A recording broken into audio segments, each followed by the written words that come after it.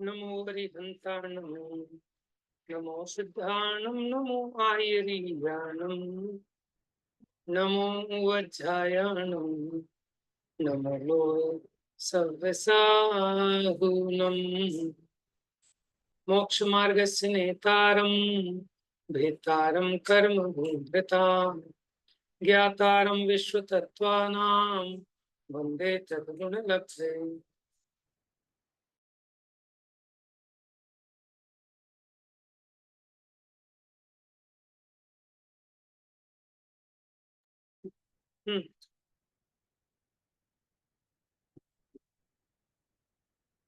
हाँ जी, अब मुनिराज के निर्ग्रंथों के भेद। पुलाक, वकुश, कुशील, निर्ग्रंथ, स्नातकः, निर्ग्रंथा। तो पुलाक, वकुश, कुशील, निर्ग्रंथ, स्नातक, इस प्रकार निर्ग्रंथों के भेद हैं। पढ़िए, कौन पढ़ेगा? पुलाक।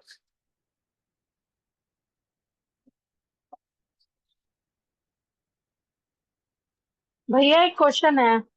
पूछिए। भैया वो जो मुनि, यति, अलगार, वो अंगार जो बताए थे, फिर वो क्या थे? वो भी तो इसी चीज के भेद थे। देखिए, जो संघ कहते हैं ना, संघ, तो चार को मिलाकर संघ कहा जाता है। ऋषि, मुनि, यति, अनगार। अभी फिलहाल अभी पीछे तो आए थे ना, 4-5 दिन पहले शायद। ऋषि कहते हैं रिद्धिधारी मुनियों को, ठीक है। यति, यति में कुछ ऐसा था कि यथा चारित्र वाले लिए थे शायद वो। भैया यत, यति उन्हें कहते हैं जो तप में विशेष होते हैं, तपों में हाँ, विशेष होते हैं। ठीक। और फिर मुनि उनके लिए होगा कि जो यथा चारित्र के धारी है। ऋषि, यति, मुनि और अनगार। तो मैंने आपको ये भी बताया था एक बार, विद्यानंद महाराज ने कहा था कि हम मुनि नहीं है, हम तो अनगार हैं। अनगार किसे कहते हैं? छठे सातवें गुण स्थान वाले मुनिराजों को अनगार कहते हैं, सामान्य मुनि। और जैसे स्नातक किसे कहते हैं? कि जो 12वें गुण स्थान से ऊपर पहुंच गए, उन्हें स्नातक कहते हैं। ऋषि कहते हैं रिद्धिधारी मुनिराज को।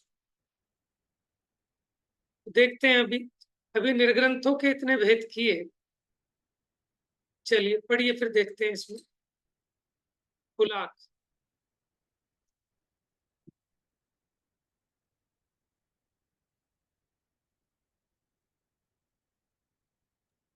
मैं पढ़ू भैया? पढ़िए पढ़िए।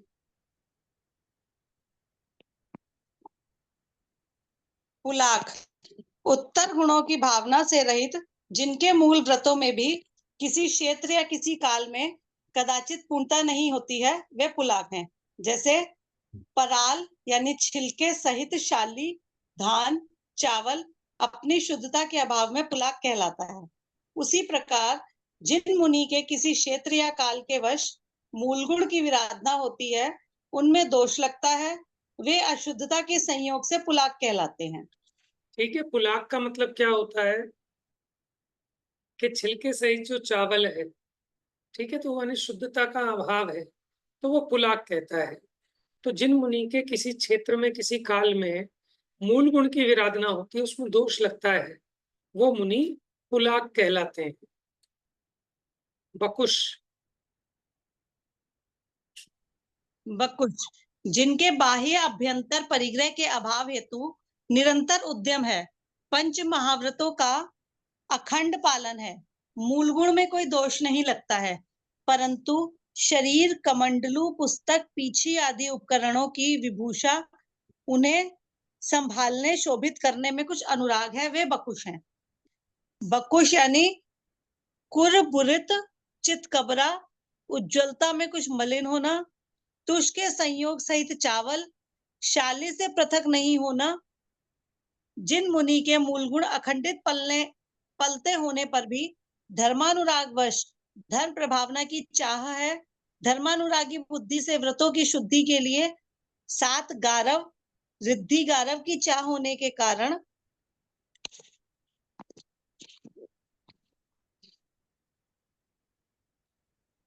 उत्तर गुण में दोष लगते हैं। संघ के नायक आचार्य को धर्म के लिए ऐसी कामना यानी धर्मानुराग होना कि हमारे रिद्धि प्रकट हो जाए तो धर्म मार्ग की अधिक प्रभावना हो। धर्म प्रभावना के लिए अपने यश, शरीर के संस्कार की कामना है। चैत्यालय के उपकरण आदि की सुंदरता में अनुराग है। परमार्थ से परिग्रह होने पर भी अपने संग को देखकर आनंदित होना इत्यादि भाव सहित बकुश मुनि हैं। यहाँ बकुश शब्द शबल का पर्यायवाची है। शबल यानी चित्र, विचित्र वर्ण युक्त। शबल युक्त यानी अतिचार रूप मलिनता से सहित बकुश हैं। अव्यक्त परिवार यानी गुरु शिष्य रूप संघ से पृथक नहीं होना, संघ उपकरण का हर्ष होना इत्यादि छेद से सहित आचरण शबल है। शबल विशेषण से यह ज्ञात होता है कि पहले गृहस्थावस्था में अपने परिवार से अनुराग था, वही अनुराग अब मुनि संघ से भी हो गया है। इनका यही परिवार है, इससे पृथक कुछ लौकिक संबंध व्यवहार तो नहीं है, परंतु शुभ रूप धर्मानुराग है। परम निर्ग्रंथता की अपेक्षा यह भी चित्र वर्णरूप मलिनता है। वीतरागता, सरागता दोनों के संयोग में आचरण चित्रलाकरण है, चित्रलाचरण है। धर्मानुराग रूप मल सहित होना बकुश है। तो चित्रल आचरण मतलब कुछ शुभराग है, कुछ शुद्धता भी है। तो परम निर्ग्रंथता की अपेक्षा इसको मलिन कहा जा रहा है, क्योंकि यहाँ, लेकिन अब ये तो कहने में है, वैसे तो बहुत सूक्ष्म दोष रहते हैं हम, लेकिन फिर भी मूल गुणों में दोष नहीं लगाते, लेकिन उत्तर गुणों में कदाचित दोष लगते हैं। कुछ प्रभावना आदि के लिए रिद्धि आदि के अंदर में कामना भी रहती है, लेकिन गुणस्थान उनका अपना वही बना रहता है। भावलिंगी है मुनिराज, ठीक है, वो होते हुए भी इनके कुछ ऐसी विचित्रता है। अब देखिए, मुनिराज के भेद का नाम कुशील है, लेकिन है ये सब मुनि, ठीक है, 6ठे 7वें गुण स्थान वर्ती हैं, भावलिंग भी है, ठीक है। ये बात इसीलिए, ये जो भेद प्रभेद है ना, इसमें ज्यादा हम कुछ कह नहीं सकते। इसमें तो जितना है बस, बहुत ज्यादा नहीं मिलता इसमें पढ़ने में। चलिए पढ़ लीजिए जो है उपलब्ध। भैया, हेलो। हाँ जी, भैया हाँ जी, मेरी आवाज आ रही है? आ रही है। मैंने कहा जो प्रीति जी क्वेश्चन पूछ रही थी, तो मेरे ख्याल से मुझे एक थोड़ा सा उत्तर समझ में आ रहा है, मैं बताऊं क्या?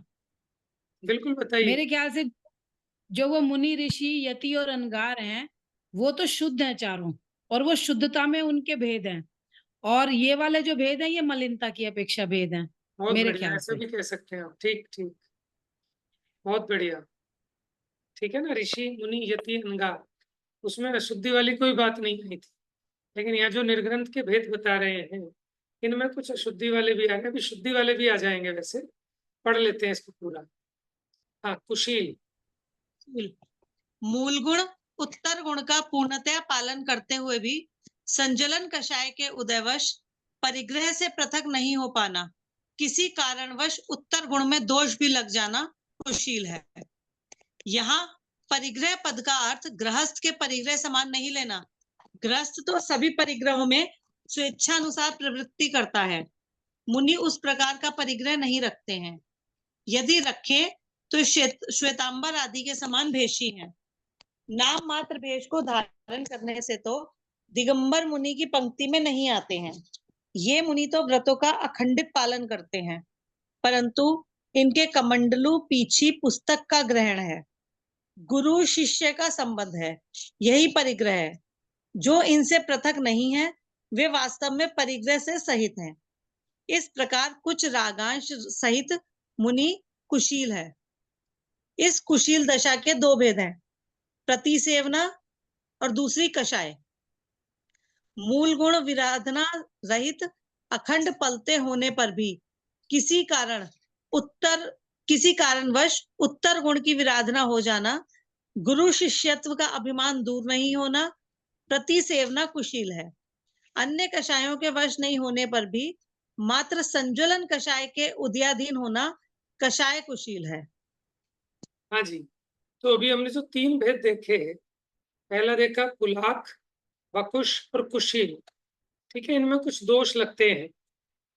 अब आगे देखते हैं निर्ग्रंथ और स्नातक। ठीक है, अब निर्ग्रंथ कौन है, पढ़िए। निर्ग्रंथ, एक मिनट भैया, 1 मिनट बस रुकना।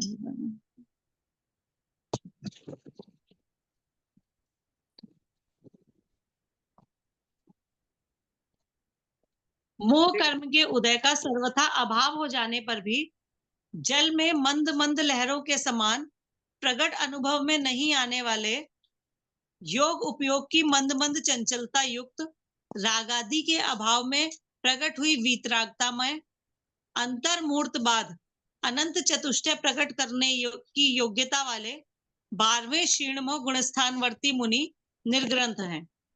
मात्र वीतरागता की अपेक्षा उपचार से 11वें उपशांत मोह गुणस्थानवर्ती भी निर्ग्रंथ मुनि हैं। हाँ जी, देखो निर्ग्रंथ मुनि कौन है। हम कहते हैं ना, निर्ग्रंथों का मार्ग हमको प्राणों से भी प्यारा है। तो 12वें गुणस्थानवर्ती जो वीतरागी मुनि हो गए, वो निर्ग्रंथ होते हैं। ठीक है, अब इनके मोह कर्म का तो अभाव हो गया है, लेकिन अभी योग और उपयोग है। उपयोग मतलब अभी केवल ज्ञान नहीं हुआ, ठीक है, लेकिन अबुद्धि पूर्वक वाला है, ज्ञप्ति परिवर्तन होता है, लेकिन रागादि का अभाव है, वीतरागी हो गए। पर अंतर्मूर्तवाद, इनको अनंत चतुष्टय भी प्रकट होने वाला है। ऐसे 12वें गुणस्थानवर्ती मुनिराज निर्ग्रंथ मुनि है। और उपचार से वीतरागता की अपेक्षा अगर देखें तो 11वें गुणस्थान में भी राग का रंच मात्र भी उदय नहीं है, पूर्ण वीतरागता है।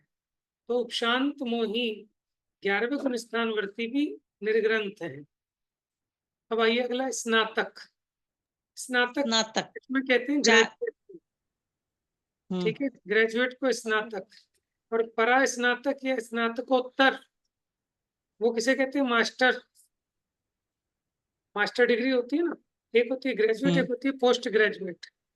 तो पोस्ट ग्रेजुएट मतलब स्नातक। स्नातक मैंने ग्रेजुएट, और परा स्नातक अथवा स्नातकोत्तर वो पोस्ट ग्रेजुएट होते हैं। तो यहाँ स्नातक मुनि का मतलब क्या है, पढ़िए।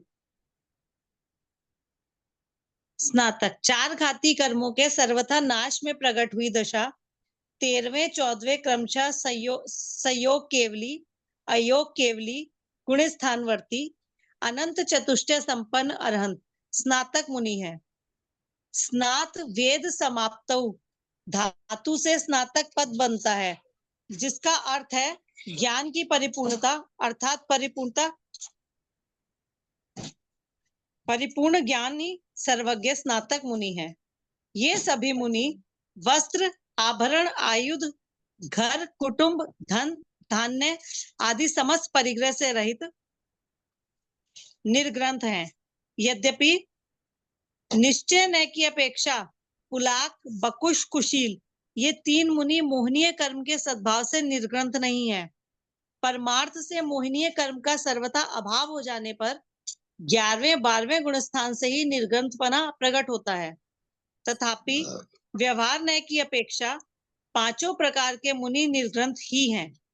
जैसे जाति, आचार, अध्ययन आदि की अपेक्षा अनेक भेद होने पर भी सभी ब्राह्मणत्व की अपेक्षा एक हैं, उसी प्रकार पुलाक आदि मुनि भी निर्ग्रंथ ही हैं।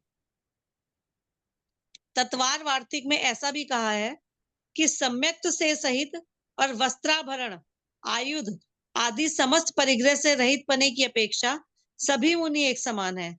अतः निश्चय से भी पांचों में ही निर्ग्रंथ पद प्रवृत्त होता है, अर्थात ये सभी सम्यक्त्वी भावलिंगी यथा जात रूप निर्ग्रंथ हैं।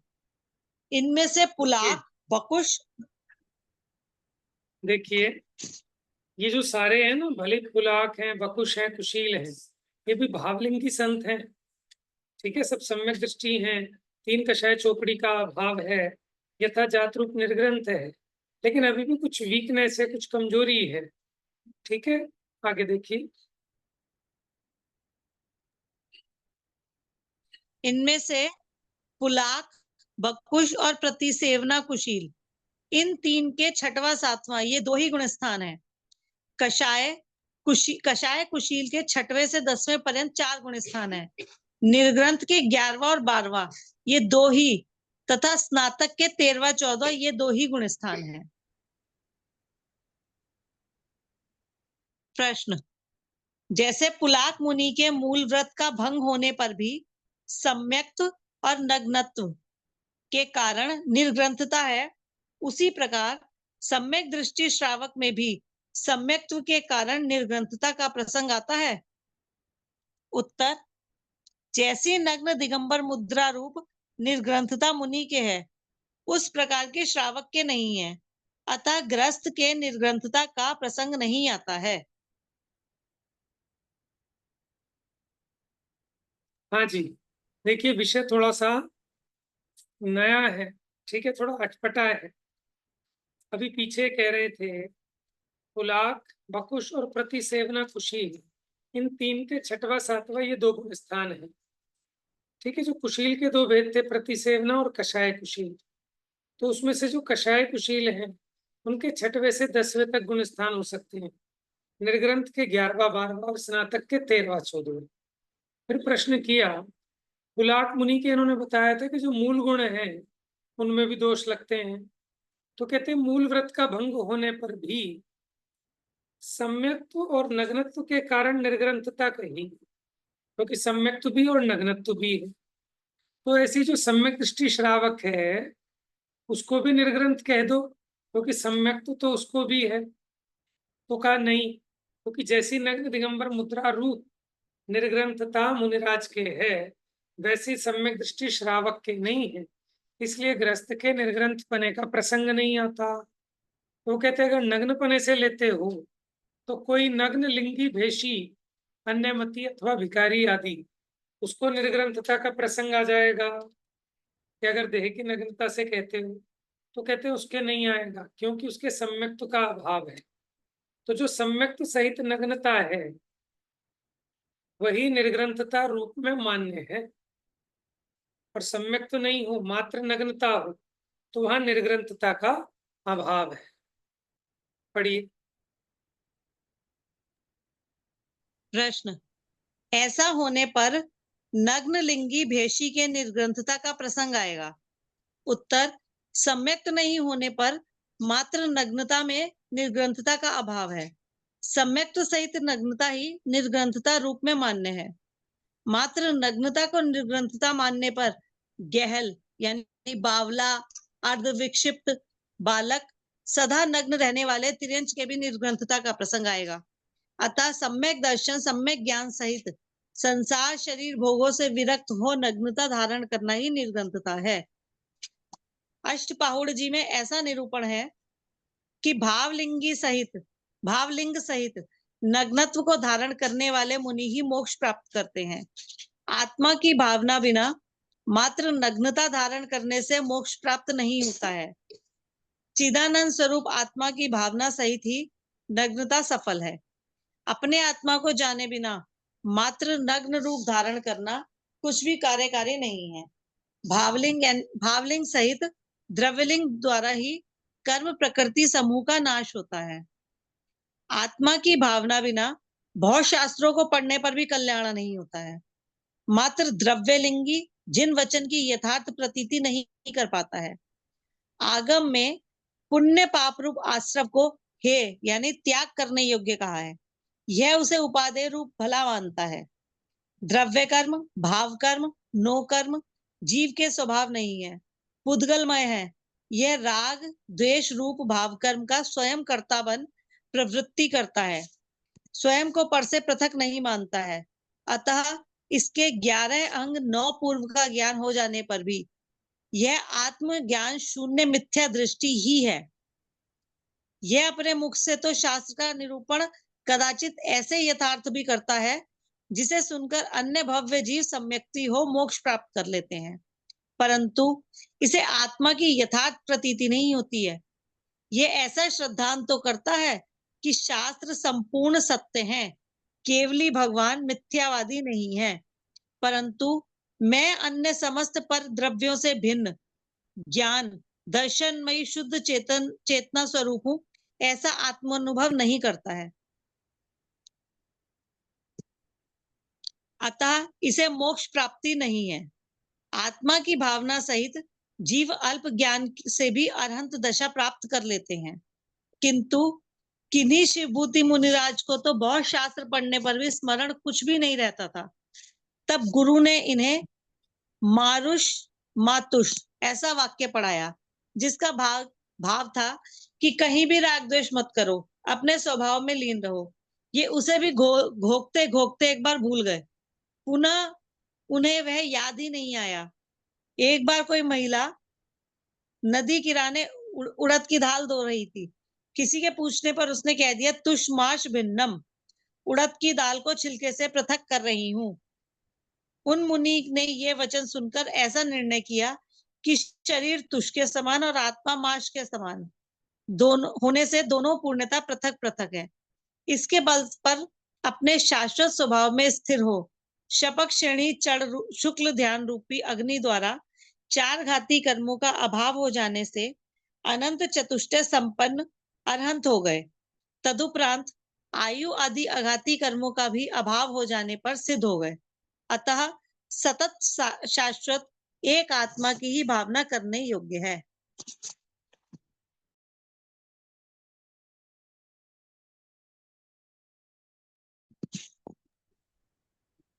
प्रश्न देखिए, इसमें ये स्पष्टीकरण कर दिया, मतलब ये तो रेफरेंस दिया आपको अष्टपाहुड़ जी का।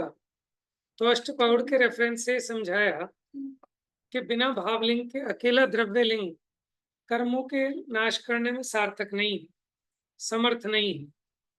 ठीक है। और भेद विज्ञान, आत्मज्ञान, ठीक है, उसकी भाव भासना अगर नहीं है तो कार्य होने वाला नहीं है। बहुत ज्ञान नहीं चाहिए, सम्यक ज्ञान चाहिए।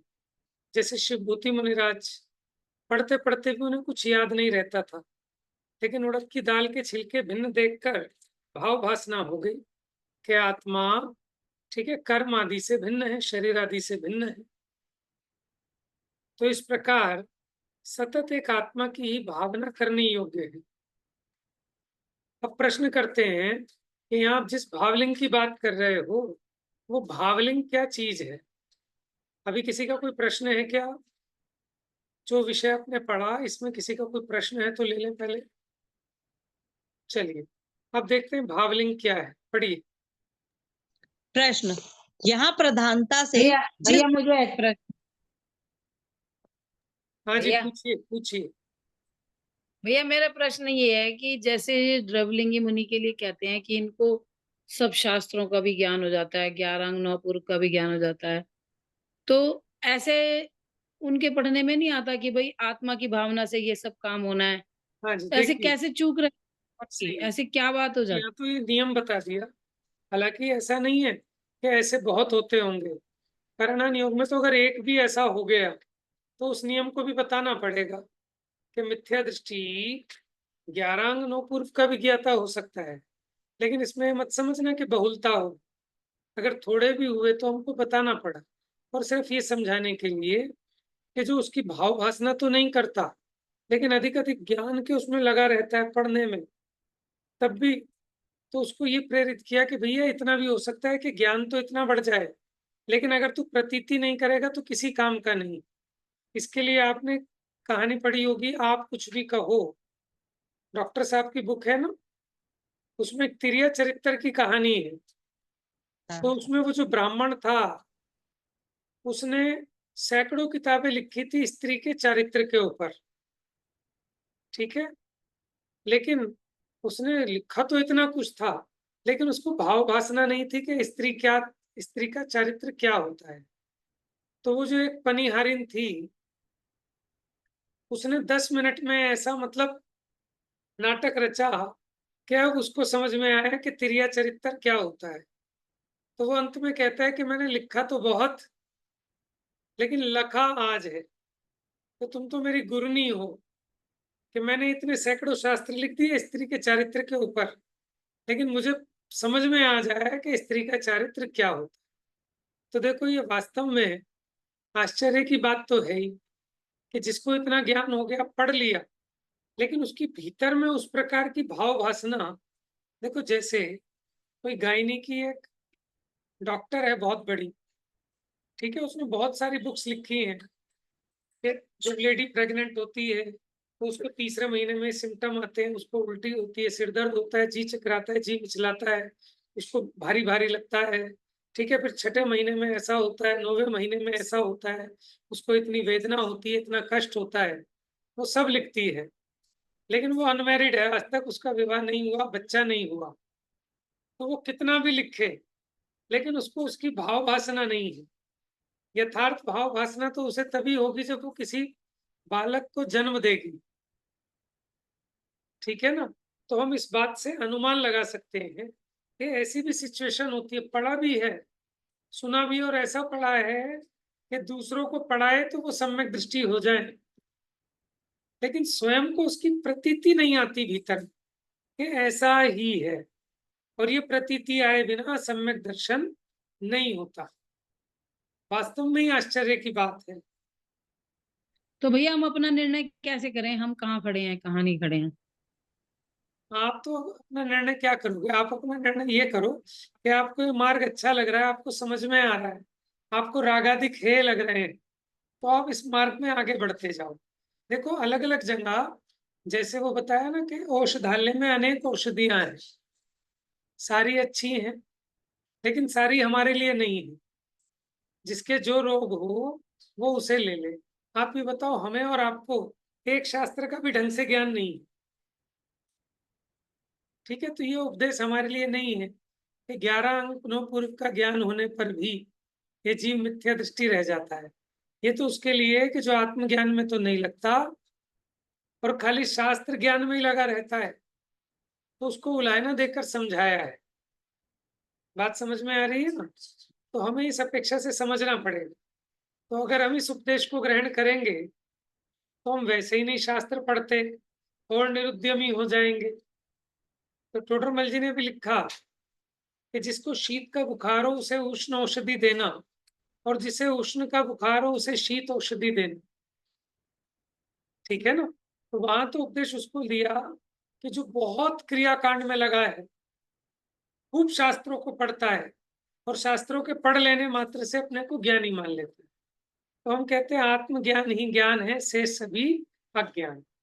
तो ये उस दृष्टि से किया गया कथन है, ठीक है ना। उसको देख के अपने को निरुद्यमी और प्रमादी नहीं हो जाना, लेकिन घमंड नहीं करना, किसी को ज्यादा ज्ञान हो जाए। हम ठीक, भैया हम ठीक रास्ते पे तो है ना? देखो, ये तो उसका तो हमने एक्सेप्शन दिया है, बाकी अगर ईमानदारी से हम भीतर में देखें तो सबको समझ में आता है कि मैं सही रास्ते पे हूं कि नहीं, ठीक है ना। मैं कितना धर्मात्मा और कितना पापी हूं, इसके लिए मुझे किसी दूसरे से पूछने की आवश्यकता नहीं। दूसरा, पर अब भैया मैं पढ़ते पढ़ते भी पूरी पूरी पूरे दिल से पढ़ते पढ़ते भी पाप भाव तो आ जाते हैं। नहीं नहीं आएंगे ही, अभी वो तो भूमि का प्रमाण रहेंगे ना। पढ़ते पढ़ते भी पाप भाव आना बंद हो जाएंगे ना, तो फिर आपका गुणस्थान ऊपर बढ़ेगा। 5वें गुण स्थान में भी पाप भाव आते हैं। वो तो मुनिराज की भूमिका है जिसमें अशुभ से निवृत्ति हो जाती है, क्योंकि वहां समस्त 5 पापों का त्याग हो गया है। तो जब तक हम बुद्धि पूर्वक 5 पापों का त्याग नहीं करते, परिग्रह आदि का त्याग नहीं करते, तो ऐसा निमित्त नैमित्तिक संबंध है कि पाप भाव नहीं छूटते। लेकिन ना छूटने पर भी अपने को बुरा लगता है ना। हम चोरी होने पर सीना चोरी नहीं पकड़ में आ करते। जाते, हाँ, पर पकड़ में आ जाते कि हाँ ये मेरे को बस ये हो रहा है, गलत है। पकड़ में आना चाहिए। गलती तो तब होती है कि जब ये जीव गाफिल हो जाता है कि अपने को ज्ञान हो गया, तो अब हम अपने से ज्यादा ज्ञानी किसी को नहीं मानते, है ना। तो ये गड़बड़ियां होने के तब चांस है। और मुझसे गड़बड़ी हो जाए, गड़बड़ी ना हो जाए, इतना भी ज्यादा भय रखोगे तो कुछ कर ही नहीं पाओगे, सारे पुरुषार्थ का नाश होगा। ठीक है ना। जैसे कोई मान लो साइकिल चलाता है, स्कूटर चलाता है, तो कहीं एक्सीडेंट ना हो जाए, सड़क पे निकलूं तो अगर ये सोचे तो कोई व्यक्ति, माने दुनिया का सारा काम ही ठप हो जाएगा। कि ठीक है, भय भी रखना, लेकिन इतना भी भय नहीं रखना कि आप बेकार हो जाओ। तो ये अपने ज्ञान में सावधानी रहनी चाहिए, है ना। अनेक अपेक्षाएं हैं, तो सब अपेक्षाएं ख्याल में रहनी चाहिए। हतोत्साहित नहीं होना, अपने आप को स्वयं अपने आप से मोटिवेटेड भी रखना है। ठीक है। तो आज के समय में जरूरत ये है कि निरुत्साहित बिल्कुल नहीं होना, क्योंकि कली काल है। अच्छे समागम दिखाई नहीं देते, अच्छे निमित्त दिखाई नहीं देते, और ये जीव तुरंत धर्म छोड़ने के लिए तैयार है। ठीक है। इसको तो बहाना चाहिए। कोई कह दे जब तब क्रियाकांड उपवास, इसमें धर्म नहीं है, तो ये उपदेश आज के जीवों को बहुत अच्छा लगेगा। क्यों? क्योंकि हम तो यही सुनना चाहते थे। रस तो हमारा विषय भोगों में ही पड़ा है, और उसी का अगर पोषण हो गया, और ये तो दुख रूप लगते थे। ठीक है ना। आत्म हित हेतु विराग ज्ञान ते लखे आपको कष्ट दान, यही है मिथ्या दृष्टि की पहचान। समझ में आया? तो ये तो भैया श्रद्धांजलि तरफ से। एक शल्य और है मेरी, हाँ जी। कि जैसे मान लो जो हमारे अपने ग्रुप के लोग हैं, मतलब ये वाला ग्रुप नहीं, जो हम अपने मुमुक्षु लोग हैं, उनमें ही जो विद्वान है हमारे कई विद्वान, उनमें ही जैसे हम 5-6 विद्वानों के सुन रहे हैं, जैसे अब तो ऑनलाइन की वजह से सुन लेते हैं, 5-6 विद्वानों की सुनने की वो है।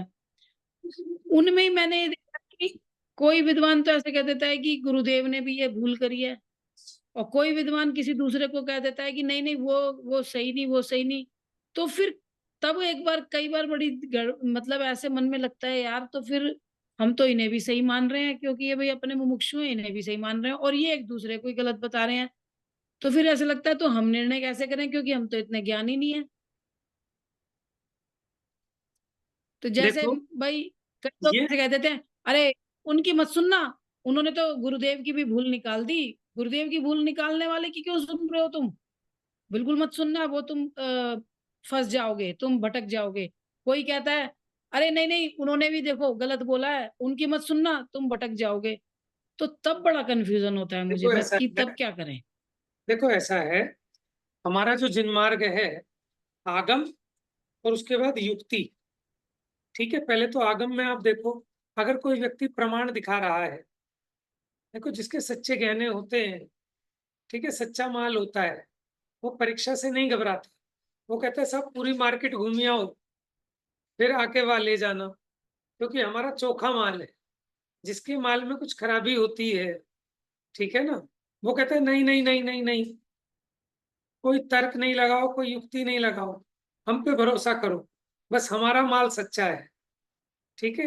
तो ये तो आप देखो, अकलंक देव, समंत भद्राचार्य, टोडरमल जी, सब जगह परीक्षा प्रधानी की बात कहते हैं कि आज्ञा प्रधानी से परीक्षा प्रधानी श्रेष्ठ है। और कोई ऐसा विषय नहीं है कि हम निर्णय नहीं कर सके। अगर सामने वाला युक्ति दे रहा है, आप एक बात बताओ, अगर कोई गुरुदेव की भूल निकाल रहा है, ठीक है, तो गुरुदेव कोई सर्वज्ञ थे क्या? या कोई ऐसा कोई हम सर्टिफिकेट दे सकते हैं कि गुरु से ज्यादा, माने गुरुदेव से ज्यादा बुद्धि का क्षय उपशम किसी का नहीं हो सकता है, ऐसा आप सर्टिफाइड कर सकते हो क्या? ये तो हमारा पक्ष हो गया ना। ठीक है ना। ये तो हमारा, देखो गुरुदेव तो इतने सरल थे, ठीक है, एक विद्वान ने उन्हें आके कुछ कहा कि गुरुदेव इसमें हिंसा होती है फूलों में, इसको नहीं करना चाहिए। तो गुरुदेव ने तुरंत आगम प्रमाण को सुना और सब चीजें चेंज करा दी। ठीक है, जब वो नए नए लगे थे जैसे। तो गुरुदेव तो खुद विद्वानों को सुनते थे, उनकी क्लासें भी सुनते थे, स्पीकर लगे होते होंगे उनके रूम में, ठीक है ना, ताकि अपनी भूल निकले। लेकिन हम उनके मुंह में ऐसे अंधे हो गए कि हम कहते हैं कि गुरुदेव की भूल निकाल रहे हैं। अरे गुरुदेव की भूल निकालने की बात नहीं है, पहले तो आप कषाय छोड़ के, ठीक है, निष्पक्ष दृष्टि से देखो कि हमारा प्रयोजन क्या है। हमें पहले तो इन झमेलों में नहीं फंसना कि मैं इस पार्टी का और उस पार्टी का, कि मुझे तो मेरे आत्म कल्याण का मार्ग जहां से मिले, मुझे अपना आत्म कल्याण चाहिए, मुझे कोई पॉलिटिक्स नहीं चाहिए। और व्यक्तिवाद, उसका नाम एकांत मिथ्यात्व है। बुद्ध वीर जिन हरिहर ब्रह्मा या उसको स्वाधीन कहो। हमें तो इतना भी आग्रह नहीं है कि हम महावीर को ही पूजेंगे, जिसके भी वचन पक्षपात रहित होंगे, ठीक है, मैं उसको पूजूंगा, उसके वचनों को मानूंगा। तो भैया हम में पहले इतनी बुद्धि तो होनी चाहिए कि जो हम इस बात को निर्णय कर ये सकें। देखो, अब जैसे मैं एक पंडित जी के सुनती हूँ, वो तो कह रहे हैं आचार्य अमृतचंद्र देव ने भी भूल कर दी इसमें, तो हम में तो इतनी बुद्धि है नहीं ना, फिर हम देखो क्या ऐसा नहीं, करें? सामने वाला अगर कोई अमृतचंद्र आचार्य की भूल निकाल रहा है तो वो कुछ तर्क और युक्ति भी तो देगा, कुछ आगम प्रमाण भी देगा, ठीक है, तो उसकी तो युक्ति। हम में है ना, हम में इतनी बुद्धि नहीं है। वो कहते तुम आगम पढ़ो, हम आगम पढ़ रहे हैं, हमें तो अब प्रवचन सार जी आपने पढ़ा दिया, हमने पढ़ लिया, अब मैं दोबारा खुद से पढ़ने की कोशिश कर रही हूँ, तो हम में तो इतनी बुद्धि नहीं है, हमें तो समझ में नहीं आ रहा। वो कोई बात नहीं, लेकिन जब मान लो कोई भी पढ़ाता है तो वो जो आपको दिखा रहा है आगम का वचन, ठीक है, और उसका जो अर्थ उसमें लिखा है, वो आप ये देखो, इतना तो आपको निर्णय करना ही पड़ेगा, नहीं तो बात नहीं बनेगी। इसमें बहुत ज्यादा बुद्धि नहीं चाहिए। सामने वाला जो आपको युक्ति दिखा रहा है, आगम दिखा रहा है, अगर आगम दिखा रहा है, युक्ति दिखा रहा है, तो उस बात को हमें सत्य मानना पड़ेगा। अच्छा, किसकी युक्ति प्रबल है और किसकी निर्बल है, थोड़ा सा अगर हम सावधानी से समझें तो ऐसा नहीं है कि समझ में नहीं आता है। और उसमें ये भी देखना होगा कि कौन कषाय के वशीभूत होके कह रहा है, कौन निष्पक्ष होके कह रहा है। तो ऐसा नहीं है कि निर्णय नहीं हो सकता, थोड़ा सा समय देना पड़ेगा, थोड़ा किताबों को खोलना पड़ेगा, जो उसने आगम प्रमाण दिया उसका रेफरेंस देखना होगा कि ये कथन किस संदर्भ में आया है, और दो चार अन्य विद्वानों से चर्चा करनी होगी। तो जिसकी युक्ति प्रबल भाषित हो उसको मानना, अन्य को छोड़ देना, निर्णय तो करना पड़ेगा, जी भैया, ठीक है ना, धन्यवाद। क्योंकि कली काल है। हाँ मतलब आलस से काम नहीं चलेगा, आलस से हम क्या अपना आलस चाहते छोड़। हैं कि हम सच में देखें अगर गहराई से, तो इसके मूल में सिर्फ हमारा आलस है, क्योंकि यहाँ तो हमारी प्रयोजन की बात है, हमें निर्णय तो पका करना पकाया पड़ेगा सही माल। गलत का। और उसमें भी, ठीक है भैया, आपने भी सबसे पहले तो मेरी भूल नहीं की, हाँ, धन्यवाद। और इसमें भी क्या है कि देखो, थोड़ी वक्ता की प्रामाणिकता आपको करनी पड़ेगी। अगर आप वक्ता के दो चार प्रवचन सुने और जो वो कह रहा है और जिनवाणी में जो लिखा है उसकी बात जिनवाणी से मैच कर रही है कि नहीं कर रही है, इसी से आपको निर्णय हो जाएगा कि ये वक्ता प्रामाणिक है कि अप्रामाणिक है। कई लोग होते हैं शास्त्र तो खोलते हैं लेकिन शास्त्र की एक बात नहीं कहते, उस पेज को फटाफट 5 मिनट में पढ़ जाएंगे और फिर अपने मन से जो मन में आएगा वो कहेंगे, आगम प्रमाण भी नहीं दिखाएंगे। तो उनकी बात को कैसे प्रमाणिक माने? आप उनसे पूछो, आगम दिखाओ हमें, कौन से ग्रंथ में, कौन सी गाथा में, कौन सी टीका में। कि नहीं नहीं, ऐसे लिखा थोड़ी होता है सब बातें, ये सब बातें नहीं लिखी होती, लेकिन कुछ तो लिखी होती हैं, कुछ ही दिखाओ, ठीक है ना। जैसे पूरे चावल के ट्रक को थोड़े से 20-25 दाने चावल के देखकर हम निर्णय कर लेते हैं, तो एक अंश को देखकर पूरी वस्तु का नक्की होता है ये भरोसे के लायक है कि नहीं। एक बार इस्तेमाल करने पे पता लग जाता है ये सरफ घटिया है, ये साबुन घटिया है, ये दुकानदार बेईमान है। लौकिक में तो हम बड़े चतुर हैं, सबका निर्णय करते हैं कि नहीं करते हैं, तो यहाँ क्यों नहीं हो सकता? बिल्कुल हो सकता है। तो हम उनकी संख्या पे ना जाएं कि किसी को कौन कितना कौन सुन रहा है, देखो कि भाई संख्या से इनको तो, तो संख्या पे जाओगे तो बागेश्वर बाबा को सुनो फिर, वो कौन से बागेश्वर धाम के? समझ में आया ना? सही बात है। संख्या आपको जैनियों में कहाँ मिलेगी? सही कह दिया आपने, बिल्कुल सही कह दिया। संख्या तो जो कवियों के मुशायरे हो रहे हैं उसमें संख्या देखो आप, है ना? तो संख्या कम और ज्यादा से निर्णय नहीं है। बहुत बढ़िया। और फिर जी भाई। कॉन्ट्राडिक्टरी आपस में, ठीक है, उनसे आपस में पूछो कि भाई ऐसा आगम में यहाँ ऐसा है, हमने ये पढ़ा, हमने सुना, आपका क्या विचार है?